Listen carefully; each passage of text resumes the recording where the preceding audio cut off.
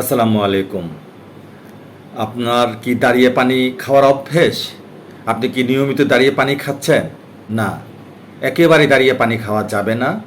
ধীরে স্বস্তিতে একটি জায়গায় বসে তারপর পানি খাবেন। কারণ আপনি এর আগে যতদিন দাঁড়িয়ে পানি খেয়েছেন, আপনার 0.01% হলেও আপনার কিডনি এফেক্ট হয়েছে, মানে ক্ষতি হয়েছে। অতএব সে অভ্যেস একেবারেই ত্যাগ করতে হবে। চিকিৎসকদের গবেষণা মতে বাংলাদেশে প্রতি বছর 60,000 লোকের কিডনি বিকল হয়ে থাকে। অতএব দাঁড়িয়ে পানি খাওয়া চলবে না। আর তাছাড়া আপনারা দেখতে পাচ্ছেন যে ডায়ালিসিস সেন্টারগুলোর কি জমজমাট ব্যবসা। কেন এই জমজমাট ব্যবসা? শুধুমাত্র কিডনি বিকলের কারণে।